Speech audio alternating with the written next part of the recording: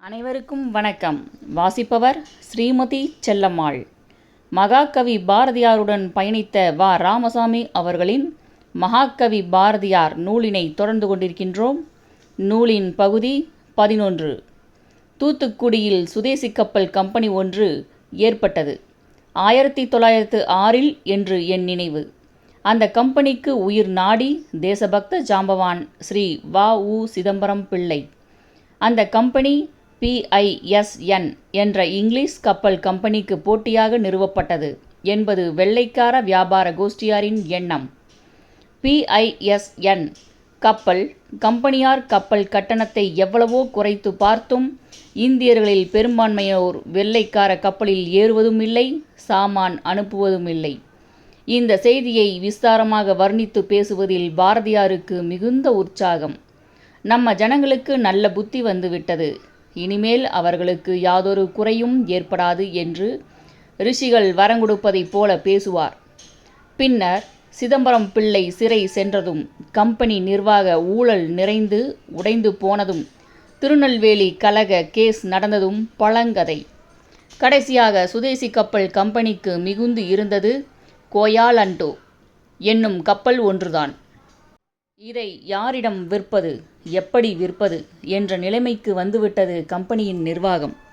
French இந்தியாவில் ஒரு ஸ்தலமாகிய சந்திரநாகூர் என்னும் பட்டினத்தில், இது கல்கத்தாவுக்கு மேற்கே இருக்கிறது. பட்டினத்தில் வசித்து வந்த புதுச்சேரி சட்டசபை மெம்பரான வங்காளி ஒருவரின் மூலமாய் இந்த கப்பலை விற்பதற்கு பேரம் நடந்தது. இது 1913 என்று நினைக்கிறேன். எந்த வெள்ளைக்கார கம்பெனி சுதேசி கப்பல் கம்பெனியின் சீர்குலைவுக்கு முக்கிய காரணமாய் இருந்ததோ, அதே PISN கம்பெனியிடம் சுதேசி கப்பலை விற்கும்படி நேர்ந்தது. இதை பற்றி பேசும்பொழுது பாரதியாருக்கு ஆத்திரமும் துக்கமும் அடைத்து கொள்ளும். ஏதோ 50,000 ரூபாய்க்கு விற்று இந்த தேசத்தின் நஷ்டத்தை போக்க இவர்கள் எண்ணிக்கொண்டிருக்கிறார்களோ? மானங்கெட்டவர்கள்! கப்பலை சுக்கு சுக்காய் உடைத்து கடலில் மிதக்க விடுகிறது தானே. இந்த தேசம் தாங்கும். மானம் பெரிது, மானம் பெரிது என்று உள்ளம் பொங்கி துடிப்பார் பாரதியார். நடிப்பு சுதேசிகள் என்று பாரதியார் பாடியிருக்கும் பாட்டுக்களில் மானம் மானம் என்று அதை ஒன்றையே அவர் அழுத்தி கூறியிருக்கிறார். மனிதனுக்கு உயிரை காட்டிலும் மானம் பெரிது என்று இடித்து இடித்து சொல்லுவதில் பாரதியாருக்கு அலுப்பு தட்டுவதே இல்லை. மானமில்லாதவனுக்கு மரியாதை தெரியாது, அவன் ஒரு நாளும் வளரமாட்டான் என்று அவர் அடிக்கடி சொல்லுவார். இடையே நீலகண்ட பிரம்மச்சாரி என்பவர் புதுச்சேரிக்கு வந்தார். இவர் பாரதியாருக்கு எப்படி பழக்கமானார் என்பது எனக்கு தெரியாது. பின்னர் திருநெல்வேலி சதியாலோசனை வழக்கில் இவர் முக்கிய எதிரியாய் இருந்ததை சர்க்கார் தஸ்தாவேஜியில் காணலாம். இந்த நீலகண்டர் இவருக்கு கண்டம் மட்டும் கருப்பல்ல, உடம்பு முழுதுமே அட்டை கறி. புதுச்சேரியில் சூரியோதயம் என்ற பத்திரிகையை நடத்தினார். இந்த பத்திரிகைக்கு பாரதியார் கட்டுரை தந்து உதவி செய்து வந்தார். நாங்கள், அதாவது பக்தர்களும் நண்பர்களும் கூடி ஒரு நாள் பாரதியாரோடு வாதாடினோம். நீங்கள் ஏன் உங்கள் பழைய சுதேசமித்திரன் பத்திரிகைக்கு எழுதப்படாது என்று கேட்டோம். எழுதலாம் என்றார். எழுதுகிறது தானே என்றோம். எழுத முடியாது என்று முடித்து விடுவதைப் போல கண்டிப்பாய் பேசினார். பாரதியாரிடம் எங்களுக்கு அன்பு பாத்தியம், பக்தி பாத்தியம் ஏராளமாய் உண்டு. அவர் சொன்ன ஜவாப்பு எங்களுக்கு திருப்தி உண்டாக்கவில்லை. மறுபடியும் கிளறி கேட்டோம். பதில் சொல்லித்தான் ஆக வேண்டுமோ என்று அழுத்தம் திருத்தமாக கேட்டார். ஆமாம் என்று சொல்லி நாங்கள் இன்னும் அழுத்தமாக வாயை மூடிக்கொண்டோம். நீங்கள் பச்சை குழந்தைகள், உங்களுக்கு சங்கதி தெரியாது. சுதேசமித்திரன் பழைய காலத்து பத்திரிகை. பாரதி எழுத்தை பிரசுரித்து அது தன் கௌரவ பெயரை கெடுத்துக்கொள்ளுமா என்று சொல்லி சிரித்தார். இந்த கேலி சமாதானத்தையும் நாங்கள் ஏற்றுக்கொள்ளவில்லை. அடுத்த கேள்விக்கு இடம் வைத்து கொள்ளாமல் பாரதியார் சொன்னார், எனக்கும் சுதேசமித்திரனுக்கும் கொள்கையில் வேறுபாடு. என் எழுத்தை உங்கள் பத்திரிகையில் போடுங்கள் என்று நான் அவர்களிடம் சொல்லுவது நியாயமாகுமா? மேலும் இப்பொழுதோ தமிழ் பத்திரிகைகளுக்கு நித்திய கண்டம். என் ஒரு எழுத்தின் மூலமாய் சுதேசமித்திரனுக்கு ஆபத்து வந்தால் என்ன செய்கிறது? நான் எங்கெங்கே எழுதுகிறேனோ அதையெல்லாம் சர்க்கார் கண்கொட்டாமல் பார்த்து கொண்டிருப்பார்கள். சுதேசமித்திரன் பேரில் அவர்கள் லபக்கென்று பாய்ந்தாலும் பாய்வார்கள். இப்பொழுது ஒழுங்காக நடக்கிற பத்திரிகை சுதேசமித்திரன் ஒன்றுதான். என்னால் அதற்கு ஏன் ஆபத்து வர வேண்டும்? எங்களில் ஒருவருக்கு வாய் துடுக்கு கொஞ்சம் ஜாஸ்தி. அவர்கள் உங்களை எழுதும்படி கேட்டார்களா என்றார் அவர். கேட்காத தவறை சுதேசமித்திரன் நிர்வாகிகளின் பேரில் போட்டால் ஒழிய அந்த நண்பருக்கு மனசமாதானம் உண்டாகாது போல தோன்றிற்று. பாரதியார் நேருக்கு நேராக யாருடனும் சண்டை போடுவார், யாரையும் கண்டிப்பார். ஆனால் எதிரில் இல்லாதவர்களை பற்றி அவதூறு பேசும் கெட்ட வழக்கம் அவரிடம் துளி கூட கிடையாது. சுதேசமித்திரன் ஆஃபீஸிலிருந்து எனக்கு ஏன் எழுத வேண்டும்? நீங்கள் அவர்கள் பேரில் வீண் பழி சுமத்த பார்ப்பது தவறு. பாரதி உங்களுக்கு பெரியவன், அவர்களுக்கும் பெரியவனாயிருக்க வேண்டும் என்பது உண்டா? உலகம் அறியாத பச்சை குழந்தைகள் என்று முடித்தார். இந்த பதில் எங்களுக்கு ஒருவாறுதான் சமாதானத்தை தந்தது. பாரதியார் சுதேசமித்திரன் நிர்வாகிகளை ஆதரித்து பேசினாலும் அவருக்கு இருந்த மனக்குறையை அந்த பேச்சு ஒருவாறு வெளிக்காண்பித்து விட்டது. எங்களுக்கோ ஏன் கேட்டோம் என்றாகிவிட்டது. ஆனால் என்ன செய்கிறது? 1910 முதல் 1911 வருடங்களில் பாரதியாரின் பெயரும் கீர்த்தியும் நாடு முழுதும் பரவவில்லை.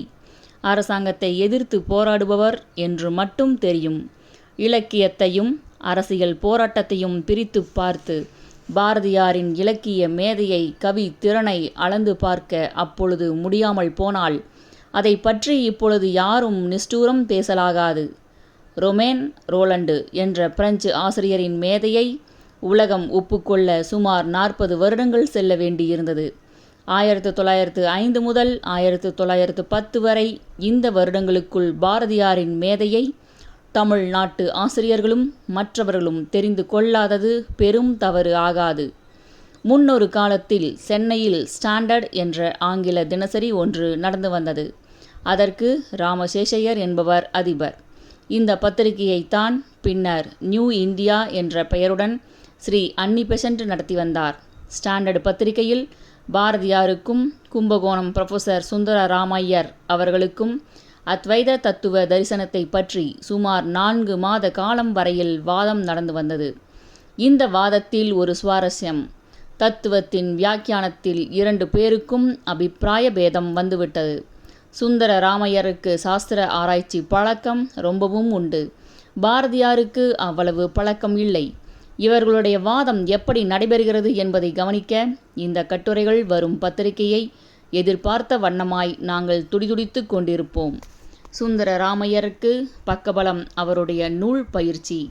பாரதியாருக்கு பக்கபலம் அவருடைய நுண்ணிய அறிவும் மேதையும் ஆவேசமும். 2 மத்த கஜங்கள் மோதிக்கொண்டால் அது எப்படி இருக்கும்? வீரனுடைய தன்மையை இன்னொரு வீரன்தான் அறிய முடியும். சுந்தர ராமையர் படித்த புலவர், பாரதியாரோ மேதாவி.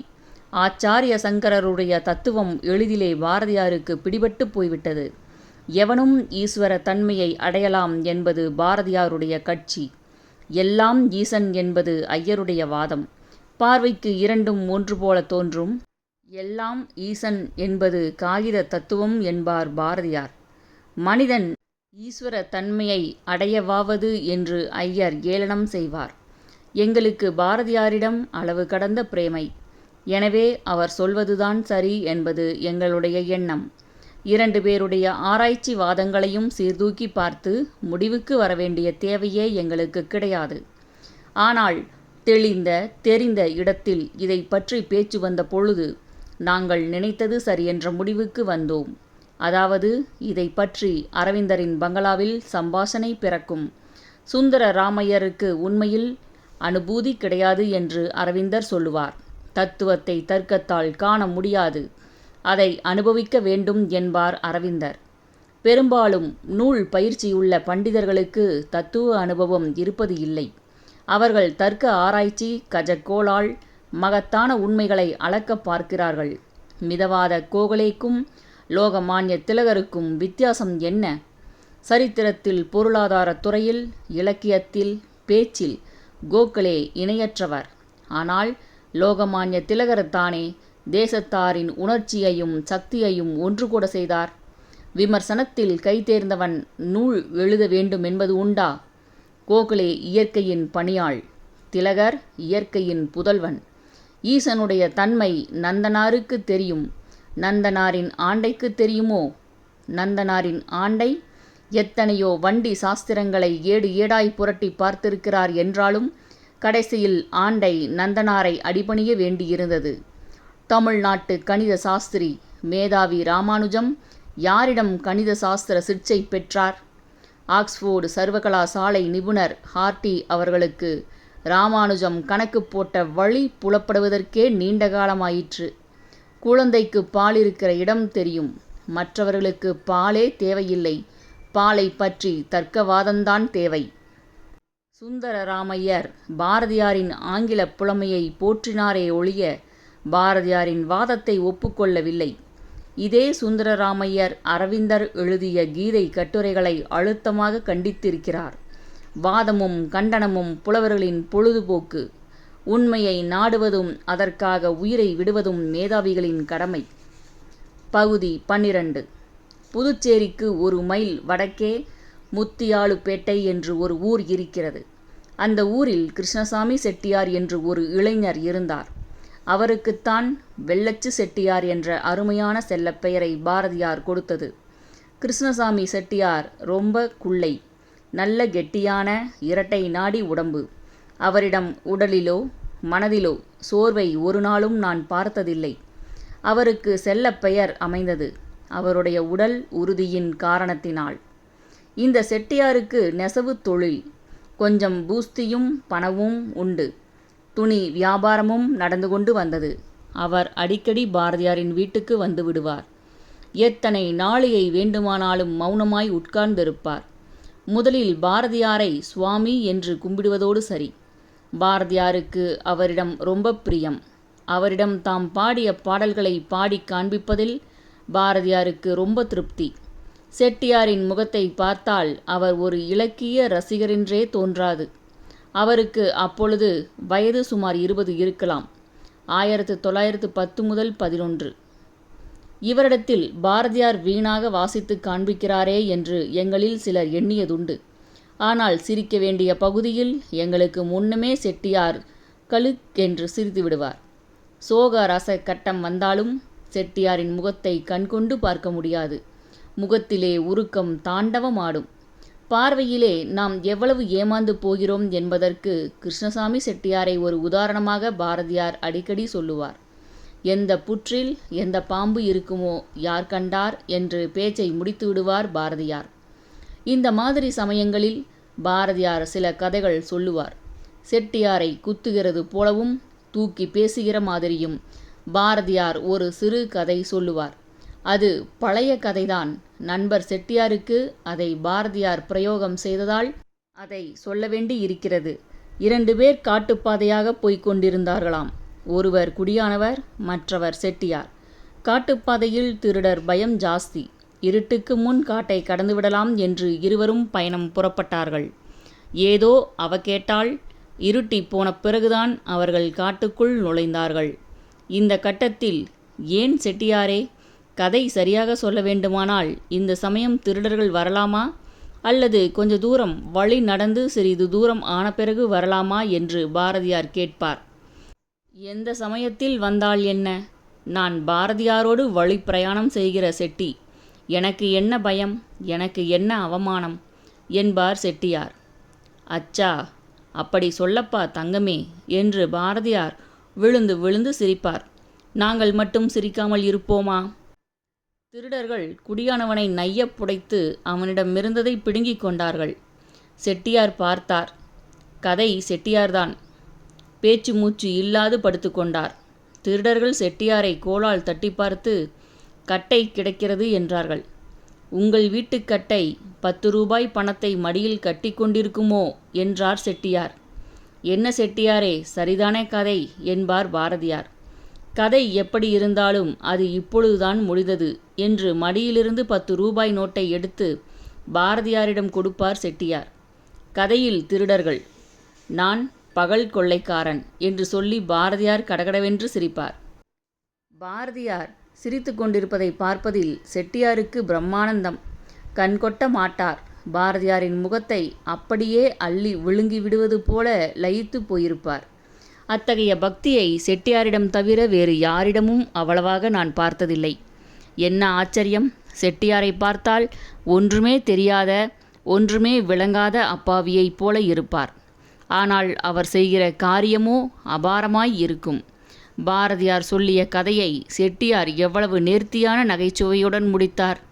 விளையாட்டுக்காக அவர் பாரதியாரிடம் அந்த ரூபாய்களை கொடுக்கவில்லை. பாரதியாரின் நிலைமையை அறிந்தே கொடுத்தார். பணம் கொடுக்கிற சங்கதியில் பாரதியாரோடு ரொம்ப ஜாக்கிரதையாக பழக வேண்டும். அவருடைய கையில் பணம் இருக்காது என்பது உண்மை. ஆனால் பிச்சைக்காரனுக்கு பிச்சை போடுவதைப் போல நினைத்து கொண்டு எவரேனும் உதவி செய்ய முன்வந்தால் அவர்கள் பாரதியாரிடம் அவமானப்பட்டு போவார்கள். மோதி மிதித்துவிடு பாப்பா, அவர் முகத்தில் உமிழ்ந்துவிடு பாப்பா. இந்த மாதிரி பாரதியார் பாப்பா பாட்டில் பாடியிருப்பது உங்களுக்கு நினைவு இருக்கலாம். பாரதியாருக்கு பிச்சை போடுவதாக எண்ணிக்கொண்டு ஆடம்பரத்துடன் உதவி செய்பவர்களுக்கு மேற்சொன்ன பாட்டில் உள்ள 2 தண்டனையும் நிச்சயமாய் கிடைக்கும். அந்த சமயங்களில் பாரதியாரின் ரௌத்திரம் பொங்கி எழும். முகத்தை பார்க்கவே வீசை துடிதுடிக்கும். மடையன், நான் ஏழையோ, அவன் சத்திரம் கட்டி வைத்திருக்கும் சீமானோ என்று ஆத்திரத்தோடு பேசுவார். பாரதியாருக்கு யாரும் பிச்சை போட முடியாது. பயபக்தி விசுவாசத்துடன் கப்பம் வேண்டுமானால் கட்டலாம். அவர் கவி சக்கரவர்த்தி அல்லவா? அவர் குடைக்கீழ் வாழும் மாந்தர்களும் மன்னர்களும் கிஸ்தி செலுத்தலாம் அல்லது கப்பம் கட்டலாம். காலனா கேட்கும் கடைத்தெரு பிச்சைக்காரனா அவர்? இந்த சந்தர்ப்பத்தில் எனக்கு ஒரு கதை ஞாபகம் வருகிறது. இங்கிலீஷ் ஆசிரியர்களுக்குள் சாமுவேல் ஜான்சன் என்று ஒருவர் இருந்தார். அவர் மேன்மை வாய்ந்த குணசீலர், மகத்தான தயை உள்ளவர், மேதாவி, ஆனால் நித்திய தரித்திரர். அவருடைய தரித்திரத்தின் கொடுமையை ஒரு அன்பரால் தாங்க முடியவில்லை. ஜான்சனுடைய பாதரட்சைகள் அட்டை தேய்ந்து 4 பக்கங்களிலும் பீய்ந்து கிழிந்து போயிருந்தன. அன்பருக்கு ஜான்சனிடம் நடுக்கம். ஜான்சனுக்கு தெரியாமல் நடுராத்திரியில் ஜான்சன் குடியிருந்த அறையில் புது பாதரட்சை ஜோடி ஒன்றை அன்பர் வைத்துவிட்டு போய்விட்டார். காலையில் புது ஜோடுகள் முகத்தில் விழித்தார் ஜான்சன். யாரடா அவன்? என் ஏழ்மையைக் கண்டு ஏளனம் செய்ய துணிந்தவன் என்று அவர் எண்ணிக்கொண்டார். ஜோடுகளை அறைக்கு வெளியே கொண்டு போய் கை கெட்டுகிற உயரத்தில் கட்டி, இந்த ஜோடுகளை திருட்டுத்தனமாக இங்கு கொண்டு வைத்தவனை இவைகளாலேயே அடிப்பது உசிதம் என்று காகித துண்டில் எழுதி அதை ஜோடுகளில் ஒட்டி வைத்து விட்டார். மறுநாள் இரவில் ஜோடுகள் இருந்தவை இடம் தெரியாமல் போயிட்டன. இது நடந்த கதை. ஜான்சனுக்கு வந்தது வினோதமான அசட்டு கோபமல்லவா என்று நம்மில் பெரும்பான்மையோர் சாதாரணமாக எண்ணலாம். அதனாலே தான் நாம் அசட்டு அடிமைகளாக இருக்கிறோம் என்று வாய் துடுக்காக பதில் சொல்ல எனக்கு தோன்றுகிறது. ஆனால் துடுக்கான பதில் சொல்லுவதால் லாபம் என்ன? பணம் சம்பந்தமாக பாரதியாரிடம் இங்கிதத்துடன் பழக வேண்டும். அவருடன் பழகிய நண்பர்களுக்கெல்லாம் இது நன்றாக தெரியும்.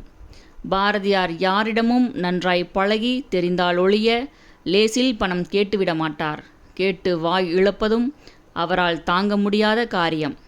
ஒரு சமயம் பணத்துக்கு ரொம்ப முடை. வீட்டில் உணவு சாமான்கள் இல்லை. 5 ரூபாய் வேண்டுமென்று ஒரு நண்பருக்கு கடிதம் எழுதி அனுப்பினார் பாரதியார். கடிதத்துக்கு பதில் இல்லை. சாயங்காலம் அந்த நண்பரை சந்திக்க நேர்ந்தது. பாரதி, உங்களுக்கு நான் பணம் அனுப்பியிருப்பேன். இந்த ஒத்தாசை நான் செய்திருந்தால் உங்களுக்கு மன சமாதானம் ஏற்பட்டு உங்களுடைய மேதையில் கூர்மை மழுங்கி போயிருக்கும். உங்கள் மேதையை அழித்துவிட எனக்கு சம்மதமில்லை என்று முந்திக்கொண்டு நண்பர் சொன்னார். பாரதியாருக்கு தாங்க முடியாத ஆத்திரம். ஓய், அளப்பை நிறுத்தும். மேதைக்கு தரித்திரம் மட்டும் போதாதா? அதோடு நீர் ஏளனம் வேறு செய்ய வேண்டுமா? உம்முடைய மனப்பான்மையை சீர்திருத்தம் செய்ய முடியாது.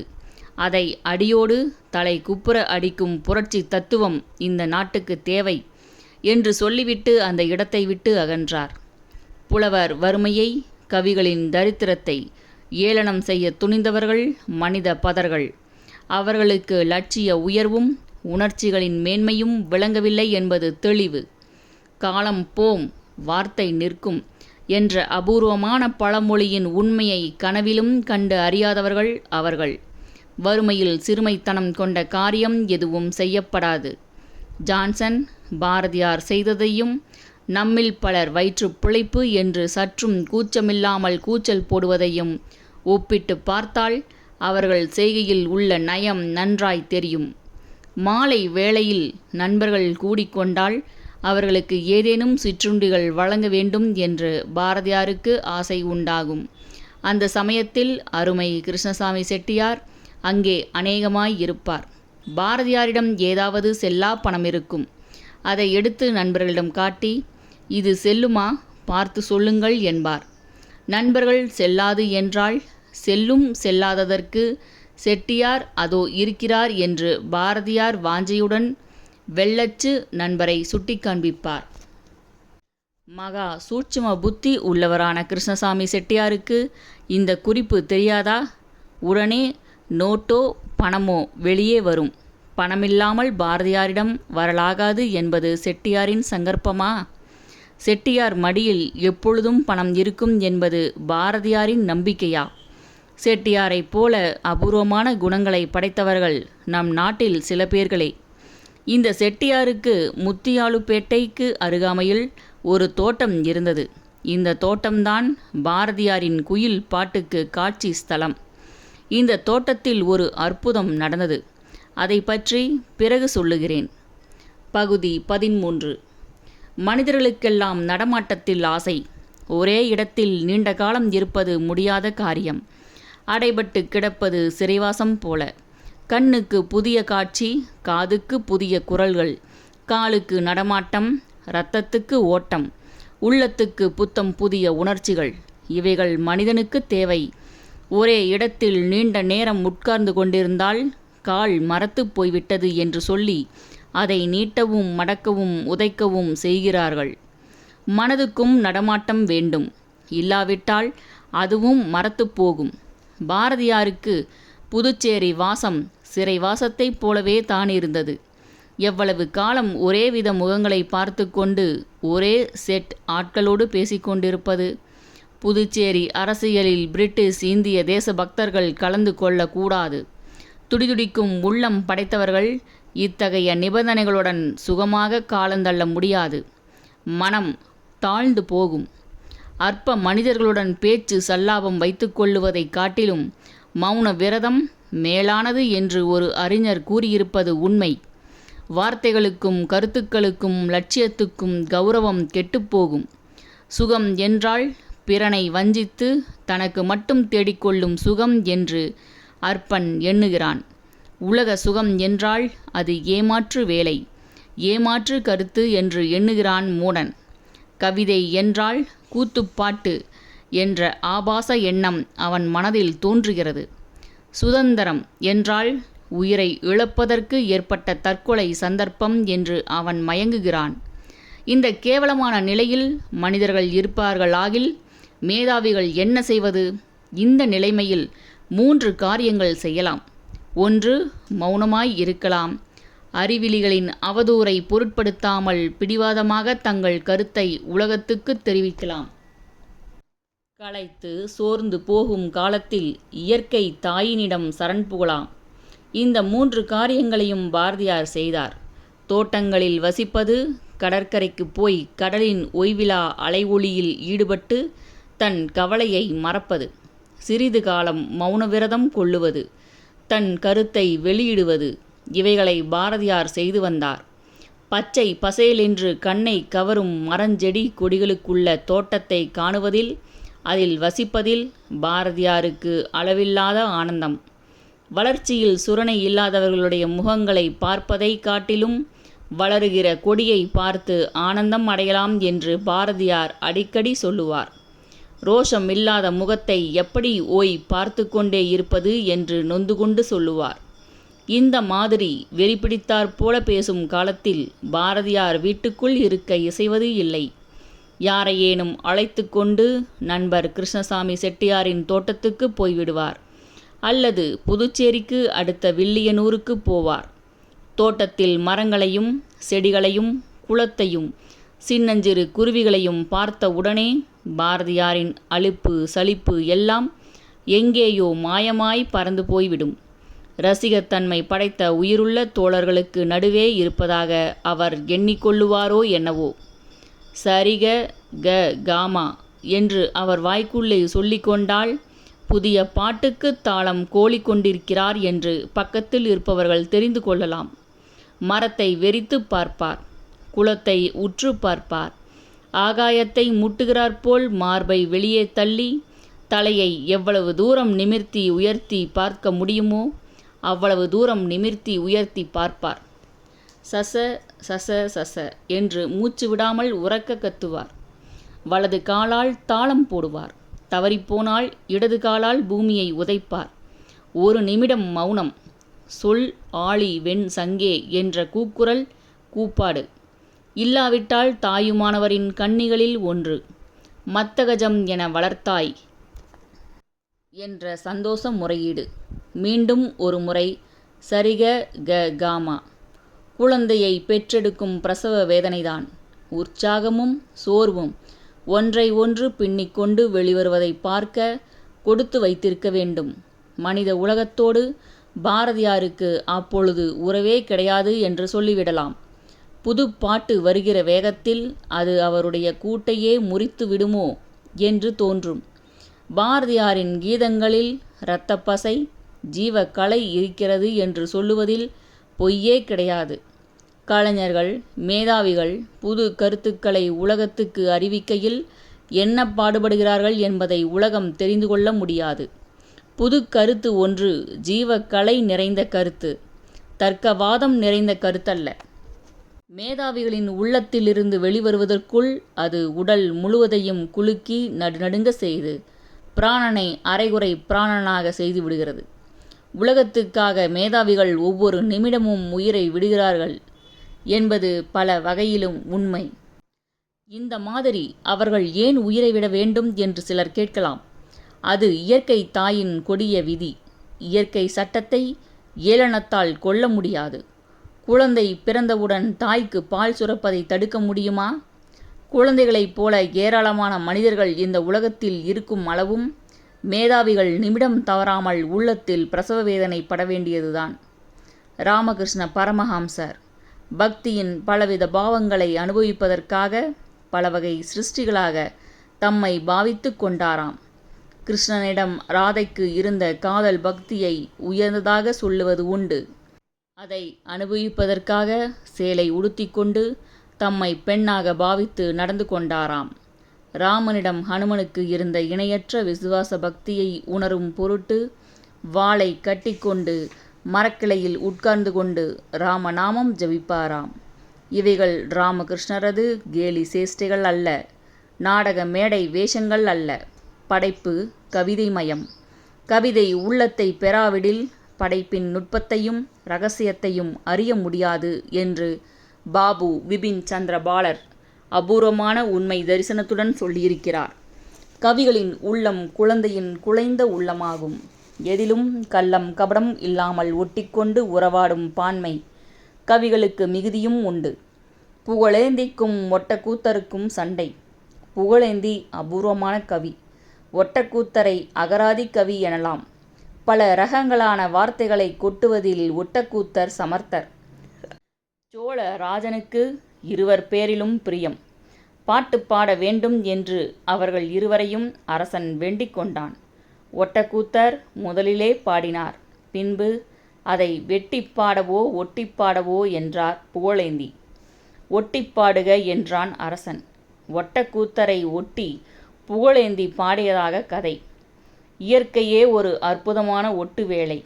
ஜீவராசிகள் அனைத்தும் தனித்து தனித்து நிற்பதாக தோன்றினாலும் அவைகள் யாவும் சூட்சமமாய் ஒன்றோடு ஒன்று ஒட்டி கொண்டிருக்கின்றன. மனிதனுடைய தேகத்தையே எடுத்துக்கொள்ளுவோம். காலோடு தலை ஒட்டி கொண்டிருக்கிற அற்புதம் எவ்வளவு விசித்திரமாயிருக்கிறது! தலையின் தொழில் என்ன, காலின் வேலை என்ன? திணையளவு கூட பொருத்தமில்லாத வேலைகள் என்றாலும் இவை இரண்டுக்கும் இடையே இருக்கும் ஒட்டுதலை பார்த்தால் பிரமிக்கும்படி இருக்கிறது. பாரதியார் பாடுகிறார், காக்கை குருவி எங்கள் ஜாதி, நீல் கடலும் மலையும் எங்கள் கூட்டம், நோக்கும் திசையெல்லாம் நாமன்றி வேறில்லை, நோக்க நோக்க களியாட்டம். இதுதான் கவிகள் உள்ளகத்துக்கு எடுத்து உபதேசம் செய்யும் மூல மந்திரம். ஜீவராசிகளுக்குள் இந்த ஒட்டுதல் எப்படியெல்லாம் புகுந்து பதிந்து கிடக்கிறது என்பதை நவரசங்களும் ததும்ப விஸ்தாரமாக விதரணையுடன் பேசுவதே கவிகளின் வேலை. நோக்கும் திசையெல்லாம் நாமன்றி வேறில்லை என்ற உண்மையை எந்த மனிதன் உணர்கிறானோ அவன் கவி. அவனுக்கு பகைமை கிடையாது. எனவே பலவீனம் துளிக்கூட கிடையாது. நோக்க நோக்க களியாட்டம் அவனுக்கு ஏற்படுவதற்கு என்ன ஆட்சேபனை இருக்கிறது? முத்தியாலுப்பேட்டை கிருஷ்ணசாமி செட்டியாரின் தோட்டத்திலே நோக்கி நோக்கி களியாட்டம் ஆடுவார் பாரதியார். அவருடைய ஆனந்தம் வருஷத்தாரையாக பெருக்கடையும்.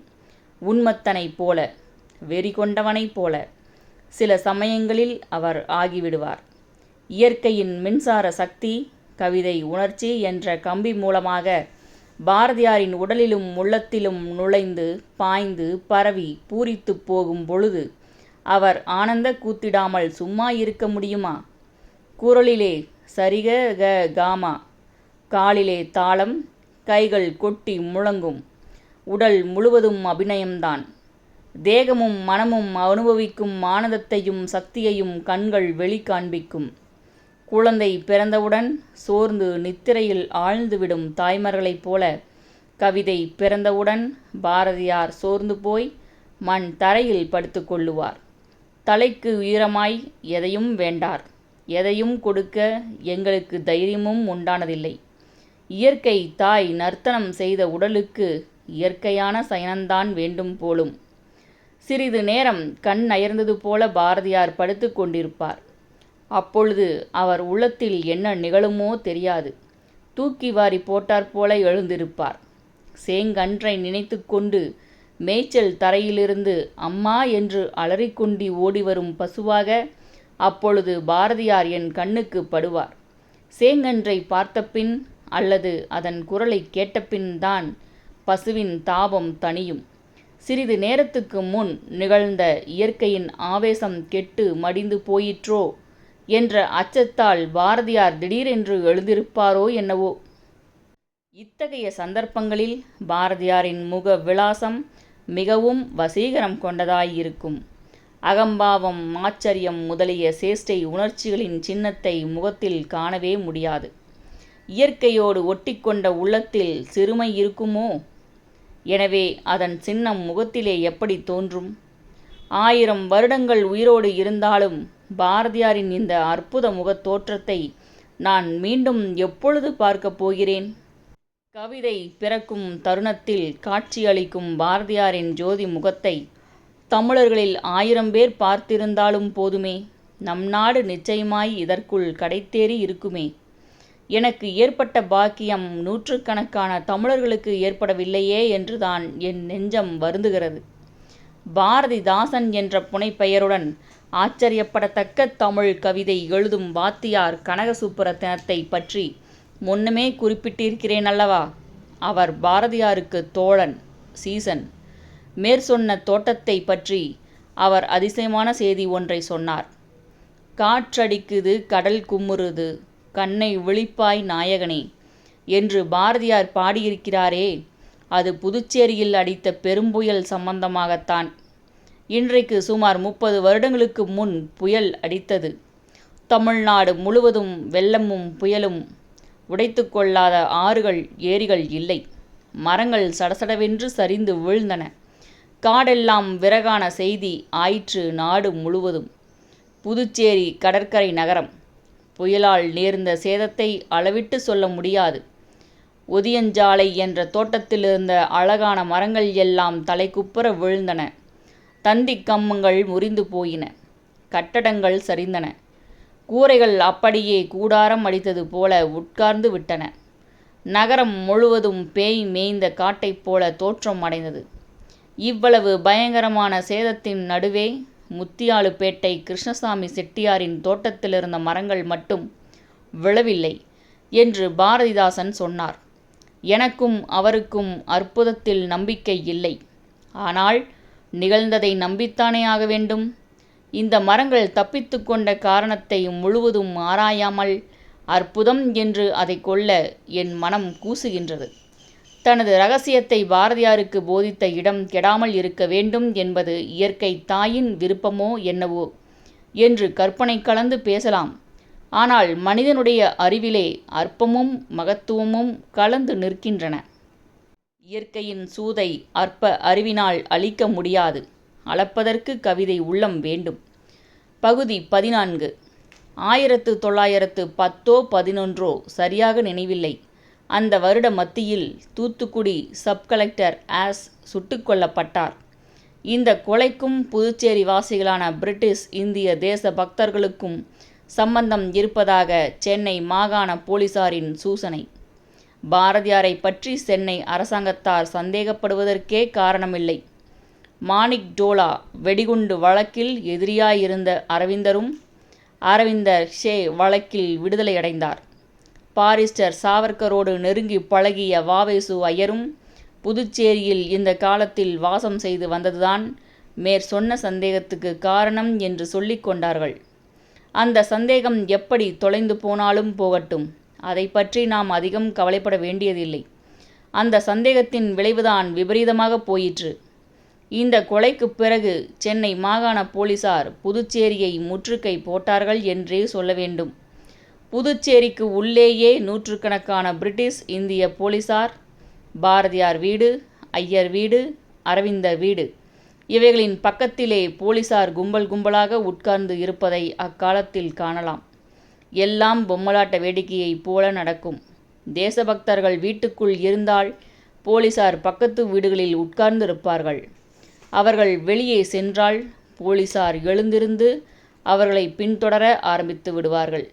தேசபக்தர்களுக்கு முதலில் ஏற்பட்ட அவஸ்தை பின்னர் அவர்களுடைய புதுச்சேரி நண்பர்களுக்கும் ஏற்பட்டது. இந்த மாதிரி பின்தொடர்ந்து போவதில் பல சில்லறை வேடிக்கைகள் நடைபெறும். இந்த வேடிக்கைகளை தேசபக்தர்கள் செய்வதில்லை. அவர்களுடைய புதுச்சேரி நண்பர்கள் செய்து ஆனந்தம் அடைவார்கள். போலீசாரால் பின்தொடரப்பட்ட நண்பர்களில் சிலர் ஒரு வீட்டுக்குள் நுழைந்து அதன் பின்புறமாய் வெளியே போய்விடுவார்கள். உள்ளே நுழைந்த ஆள் வெளியே வருவார் என்று வெளியே இருக்கும் போலீசார் காத்து கொண்டிருந்து அலுத்து போவார்கள். ஆளை விட்டுவிட்டால் பிளாக் மார்க் வருமே என்று லபோலபோவென்று பரிதாபமாக கூக்குரலிடுவார்கள்.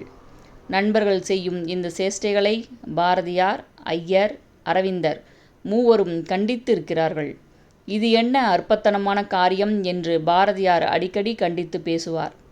இது சம்பந்தமாக பாரதியாருக்கும் ஒரு நண்பருக்கும் வாதம் நடந்தது. நண்பர்: தாங்கள் எங்களை கண்டிப்பது நியாயமில்லை.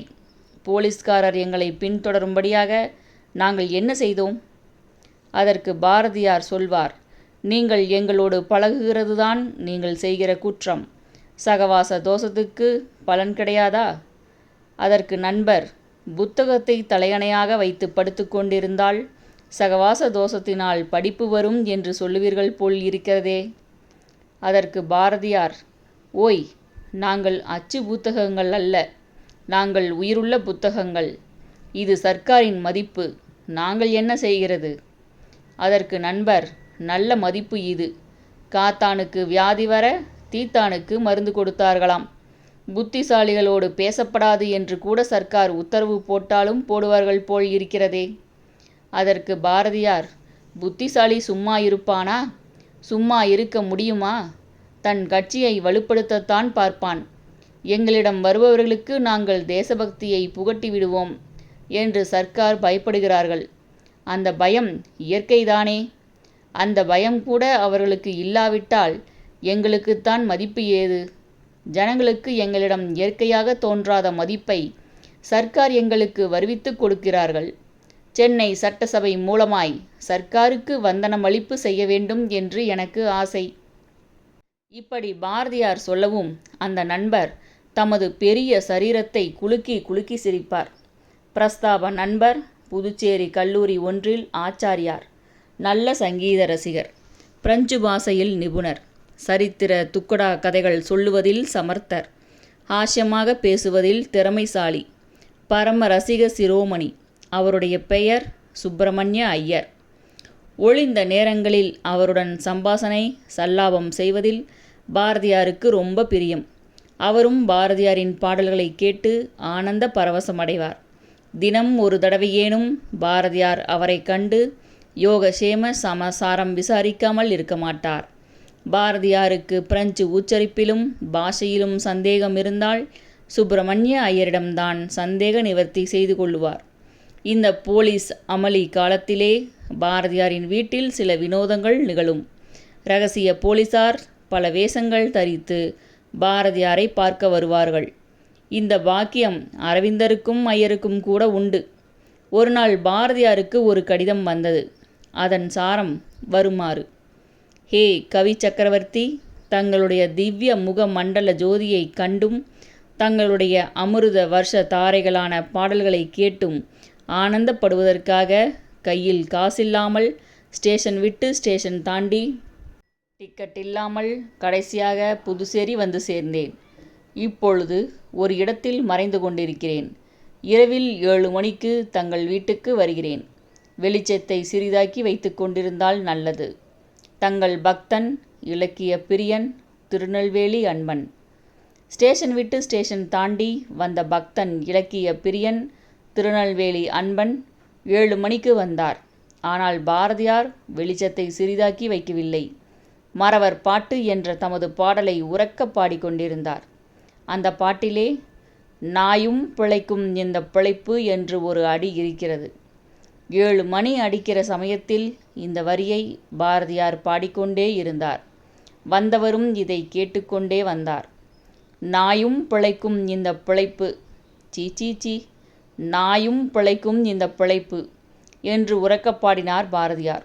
வந்தவர் நல்ல தேக அமைப்புள்ளவர், தலை மொட்டை, விவேகானந்தரைப் போல கழுத்து முதல் கால் வரையில் காவிச் சட்டை, முகத்திலே நேர்த்தியான குங்குமப் பொட்டு. பாரதியார் பாட்டை நிறுத்தினார். வந்தவர் கும்பிட்டார். ஆஹா, தர்மம் நாசமாய் போகப் போகிறதே. கிரகஸ்தன் நமஸ்காரம் செய்யணும், சந்நியாசி ஆசீர்வாதம் செய்யணும், தலைகொள் பாடமாய் செய்துவிட்டீர்களே என்று அவரை பார்த்து பாரதியார் கேலி செய்தார். வந்தவர் சிரிக்கவே இல்லை. மடியிலே கனம் போலிருக்கிறது. பாரதியாரின் சந்தேகம் ஊர்ஜிதப்பட்டது. சரி, என்னை பார்த்தாகிவிட்டது, போய்விட்டு வாருங்கள் என்றார் பாரதியார். அன்பர் லேசிலே விடுகிற பேர்வழி அல்ல. ஹிந்தி, இங்கிலீஷ், தமிழ், மலையாளம் முதலிய பாஷைகளில் ஒன்று விடாமல் பேசி தீர்த்து விட்டார். பாரதியாருக்கு அடங்காத கோபம். அரவிந்தரை எப்பொழுது பார்க்க முடியும் என்றார் அன்பர். ஐயரை பார்த்தாகிவிட்டதோ இல்லையோ என்று பாரதியார் ஆத்திரத்துடன் கேட்டார். வந்தவருக்கு அப்பொழுதுதான் பாரதியாரின் ஆத்திரமும் சூட்சும பேச்சும் பாட்டும் விளங்கின.